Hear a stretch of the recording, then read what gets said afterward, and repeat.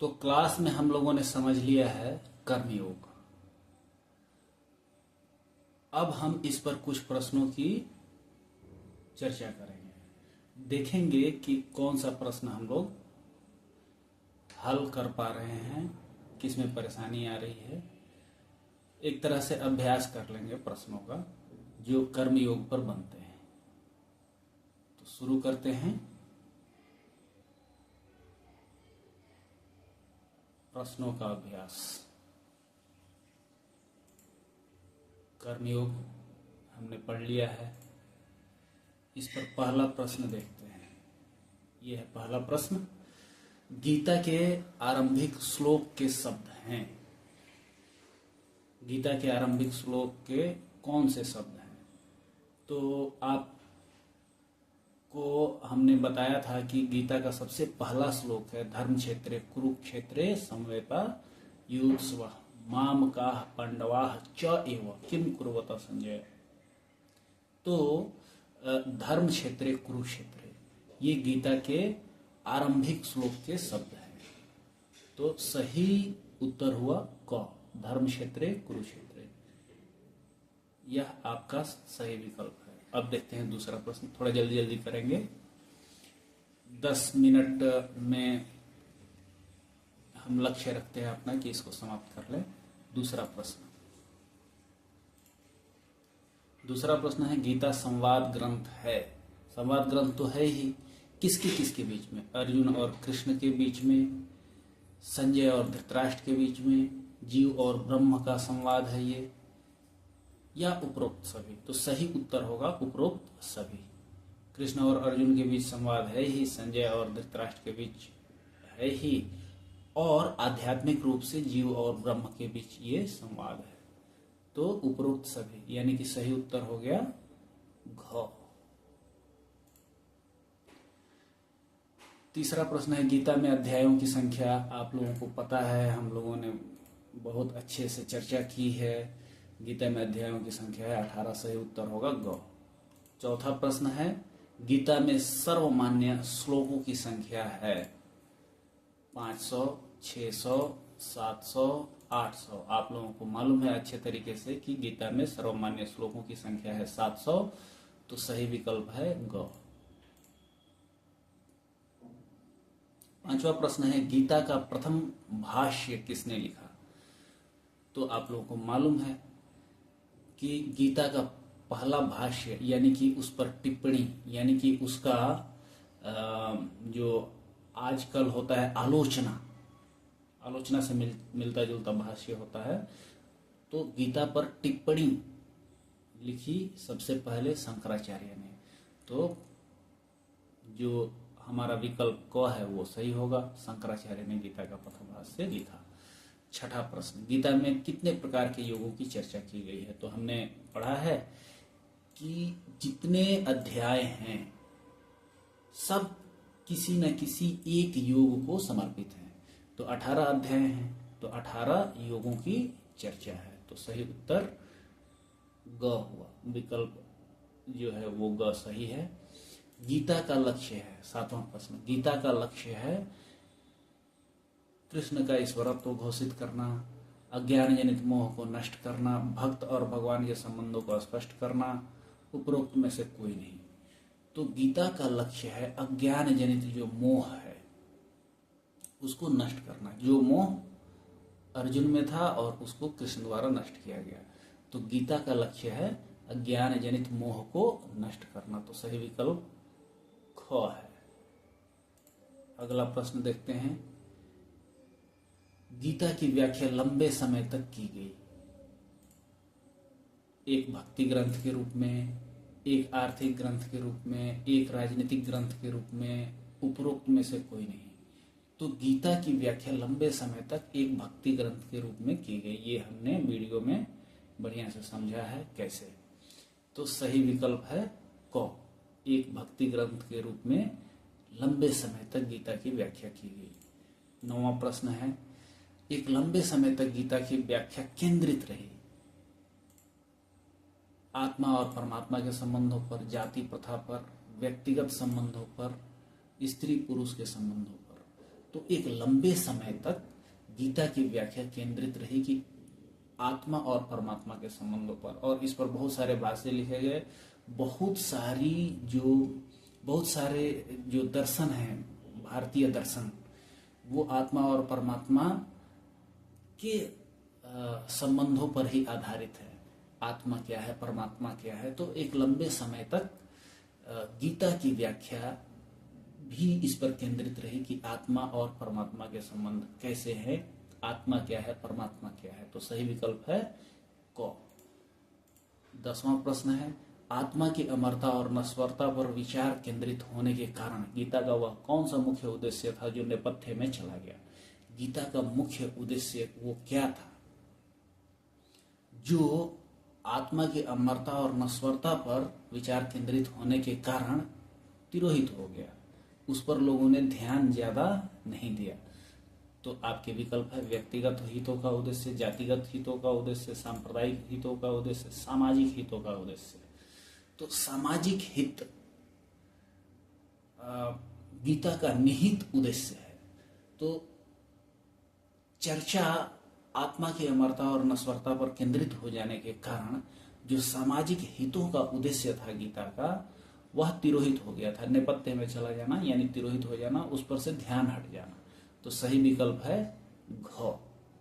सामाजिक हितों का उद्देश्य तिरोहित हो गया था। अगला प्रश्न है 11, इतिहास के चक्र के एक विशेष भूमि पर खड़े होकर स्वयं को जानने और साधने की पहल है पाश्चात्य दर्शनों में, अखबारों में, पत्रिकाओं में, श्रीमद् भागवत गीता में। इतिहास चक्र में एक किसी भी समय पर, किसी भी परिस्थिति में, कहने का मतलब किसी भी परिस्थिति में, किसी भी स्थान पर, किसी भी समय पर स्वयं को जानने और साधने की पहल, मैं क्या हूं, क्या कर सकता हूं, मेरी क्षमताएं क्या हैं, ये इसकी चर्चा सबसे सटीक रूप से गीता में की गई है। जैसे अर्जुन के संदर्भ में अर्जुन ये समझ नहीं पा रहे हैं कि हमें लड़ाई करनी चाहिए कि नहीं करनी चाहिए। तो गीता के माध्यम से ही, कर्मयोग के माध्यम से ही अर्जुन को अपने बारे में, अपनी क्षमताओं के बारे में जानकारी मिलती है श्री कृष्ण के माध्यम से, और वो युद्ध के लिए तत्पर हो पाते हैं। तो इतिहास चक्र के एक विशेष भूमि पर खड़े होकर स्वयं को जानने और साधने की पहल श्रीमद् भागवत गीता में है। तो आपका सही विकल्प है घ। 12वां प्रश्न, भागवत गीता का परिचय किस ग्रंथ के सार तत्व के रूप में किया जाता है। रामायण के, रामचरितमानस के, महाभारत के, उपरोक्त में से कोई नहीं। साधारण प्रश्न है। महाभारत के सार तत्व के रूप में ही भागवत गीता का परिचय किया जाता है। 13वां प्रश्न, अर्जुन का रूपांतरण किस योग के माध्यम से होता है। ये आप लोगों को पता है, हम लोगों ने बहुत अच्छे से चर्चा की है।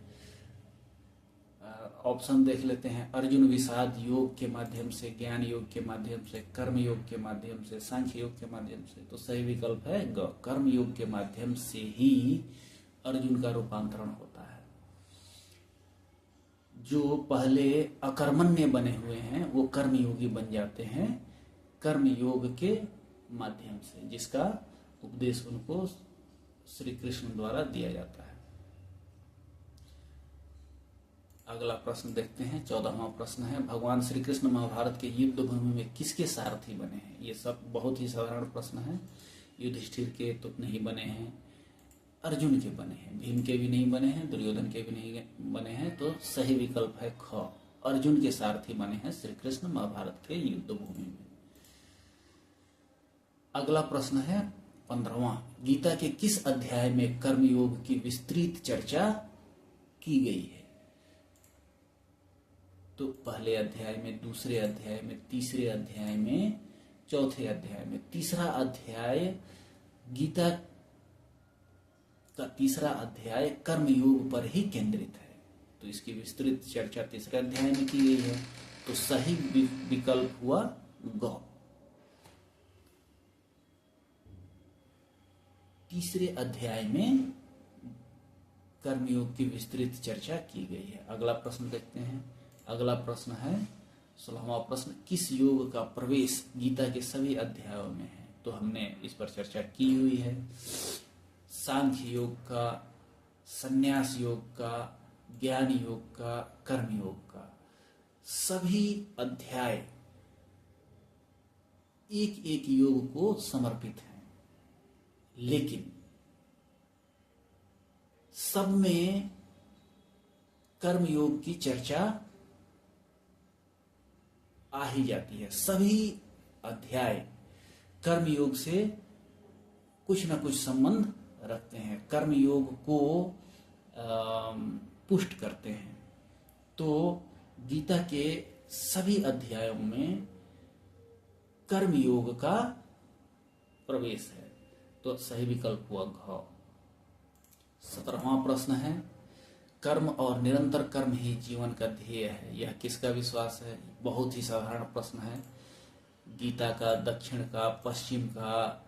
दक्षिण पश्चिम का कहने का मतलब कि दक्षिण के लोग ऐसा सोचते हैं, दक्षिणी दुनिया के, कि पश्चिमी दुनिया के।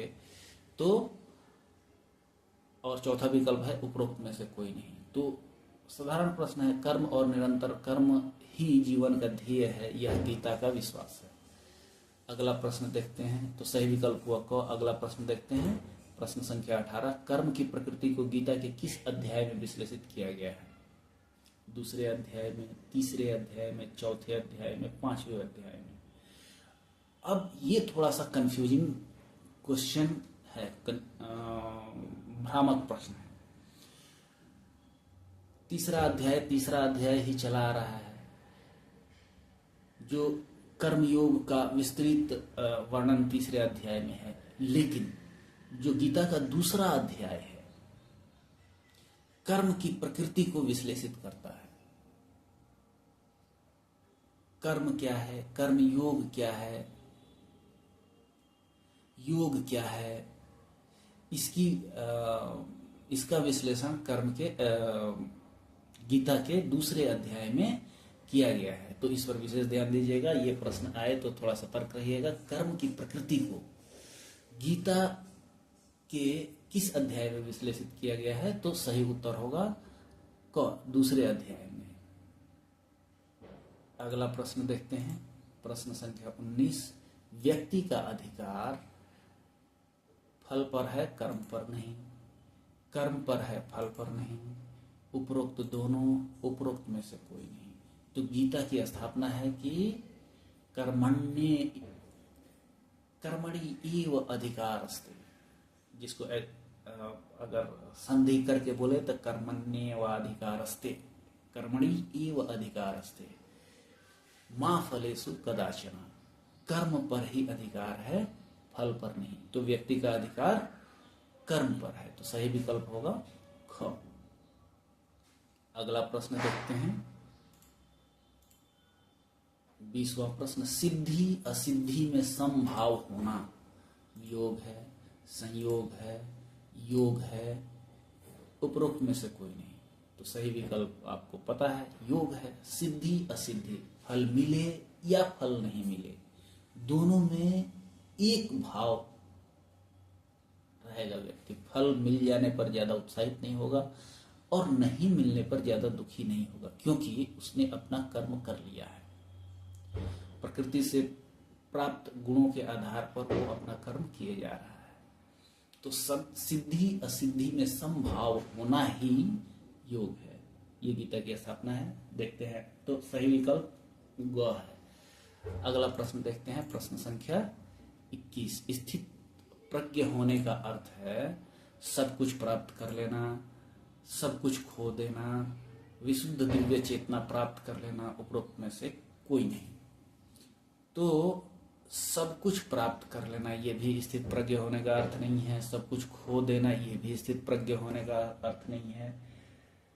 विशुद्ध दिव्य चेतना प्राप्त कर लेना, वो चेतना प्राप्त कर लेना जिसमें सिद्धि असिद्धि में अचल रहे व्यक्ति, तो विशुद्ध दिव्य चेतना प्राप्त कर लेना स्थित प्रज्ञ होने का अर्थ है। तो सही विकल्प हुआ ग। अगला प्रश्न देखते हैं 22। गीता में कर्म की कितनी दिशाएं बतलाई गई हैं? तो 1 2 3 4। तो हम लोगों ने क्लास में बहुत अच्छे से चर्चा की है कि कर्म की 3 दशाएं हैं, कर्म, अकर्म और विकर्म। तो इसमें कोई कंफ्यूजन नहीं होना चाहिए, विकल्प ग सही उत्तर होगा। अगला प्रश्न देखते हैं 23। गीता के अनुसार जीवन का उद्देश्य होना चाहिए अज्ञान जनित मोह को नष्ट करना, फल की प्राप्ति करना, भौतिक सुख की प्राप्ति करना, उपरोक्त में से कोई नहीं। तो गीता के अनुसार जीवन का उद्देश्य होना चाहिए अज्ञान जनित मोह को नष्ट करना, जो अर्जुन को हो गया था, अज्ञान जनित मोह, जिसको कर्म योग के माध्यम से नष्ट किया श्री कृष्ण ने। तो जो विकल्प क है वो सही उत्तर होगा आपका। गीता के अनुसार जीवन का उद्देश्य होना चाहिए अज्ञान जनित मोह को नष्ट करना। अगला प्रश्न, प्रश्न संख्या 24। सात्विक कर्म की व्याख्या गीता के किस श्लोक में है? फिर से थोड़ा सा कंफ्यूजन आपको हो सकता है। 3रा अध्याय से ये संबंधित प्रश्न नहीं है। 18वें अध्याय के 23वें, 24वें और 25वें श्लोकों में जो 3 प्रकार के कर्म हैं, सात्विक, राजसिक और तामसिक कर्म, उनकी व्याख्या की गई है। 23वें अध्याय में सात्विक कर्म क्या होता है इसको बताया गया है 18वें अध्याय के 23वें श्लोक में। 18वें अध्याय के 24वें श्लोक में बताया गया है कि राजसिक कर्म क्या होता है, और 18वें अध्याय के 25वें श्लोक में बताया गया है कि तामसिक कर्म क्या होता है। तो सात्विक कर्म की व्याख्या गीता के 18वें अध्याय के 23वें श्लोक में है। तो सही विकल्प होगा क। अगला प्रश्न देखते हैं, राजसिक कर्म की व्याख्या गीता के किस श्लोक में है? विकल्प, पहला विकल्प 18वें अध्याय के 23वें श्लोक में, 24वें श्लोक में, 25वें श्लोक में, 26वें श्लोक में। तो राजसिक कर्म की व्याख्या 24वें श्लोक में है। 23वें में सात्विक, 24वें में राजसिक। तो सही विकल्प होगा ख। 26वां प्रश्न है, तामसिक कर्म की व्याख्या गीता के किस श्लोक में है? तो 18वें अध्याय के 25वें श्लोक में तामसिक कर्म की व्याख्या है। तो सही विकल्प होगा ग। प्रश्न संख्या 27। जो कर्म नियमित है और जो आसक्ति, राग या द्वेष से रहित होकर कर्म फल की चाह के बिना किया जाता है, वह कर्म है अनैतिक, सात्विक, राजसिक, तामसिक। तो सात्विक कर्म है, नियमित है, आसक्ति रहित है, राग द्वेष रहित है, कर्म फल के चाह के बिना किया जाता है, ऐसे कर्म को सात्विक कर्म कहते हैं। अगला प्रश्न देखते हैं। तो सही विकल्प है ख, सात्विक कर्म। अगला प्रश्न देखते हैं, प्रश्न संख्या 28। अज्ञान जनित मोह को नष्ट करना ही जीवन का उद्देश्य होना चाहिए, यह गीता के किस अध्याय में स्पष्ट किया गया है? 15वें, 16वें, 17वें, 18वें। तो 18वें अध्याय में यह स्पष्ट किया गया है कि अज्ञान जनित मोह को नष्ट करना ही जीवन का उद्देश्य होना चाहिए। तो सही विकल्प हुआ घ। 29वां प्रश्न देखते हैं। गीता के गुणों पर आधारित कर्म के 3 भेद हैं। गीता में गुणों पर आधारित कर्म के 3 भेद हैं। कौन है वो? दैहिक, दैविक, भौतिक, सात्विक, राजसिक, तामसिक। उपरोक्त सभी, उपरोक्त में से कोई नहीं। तो 3 गुण माने जाते हैं, सत्व, रजस और तमस। और उन्हीं के अनुसार सत्व गुण से संपन्न व्यक्ति जब कोई काम करता है तो सात्विक हो जाता है कर्म, रजस गुण से राजसिक हो जाता है और तमस गुण से तामसिक हो जाता है। तो सही विकल्प है ख। गीता में गुणों के आधार पर कर्म के 3 भेद हैं, सात्विक, राजसिक और तामसिक। अगला प्रश्न देखते हैं। सबसे पहले गीता के किस श्लोक में कर्म का संकेत प्राप्त होता है? पहले श्लोक में, दूसरे श्लोक में, तीसरे श्लोक में, चौथे श्लोक में? तो सही विकल्प है क। सबसे पहले श्लोक में ही धृतराष्ट्र संजय से पूछते हैं कि धर्म क्षेत्रे कुरुक्षेत्रे समवेता युत्सवः मामकाः पांडवाः च एव किम कुर्वता संजय, किम कुर्वता, क्या किया? तो पहले श्लोक से ही कर्म के संकेत किम कुर्वता से कर्म का संकेत प्राप्त हो जाता है। तो सही विकल्प क, पहले श्लोक से ही। अगला प्रश्न है 31वां प्रश्न। शंकराचार्य के प्रस्थान त्रय में किस ग्रंथ को स्थान प्राप्त है? ब्रह्मसूत्र को, उपनिषद को, श्रीमद् भागवत गीता को? उपरोक्त तीनों को। तो जो उपनिषद हैं, जो ब्रह्मसूत्र है, श्रीमद् भागवत गीता, इन तीनों को शंकराचार्य ने प्रस्थान त्रयी नामक ग्रंथ में शामिल किया था। तो उपरोक्त सही विकल्प हो गया घ, उपरोक्त तीनों को। तो ये थे प्रश्न कर्मयोग पर आधारित। आशा है आप लोगों को समझ में आया होगा ठीक से। मुझे नहीं लगता है कि इससे अलग और भी प्रश्न बनेंगे, बन सकते हैं, लेकिन इतना आपके लिए काफी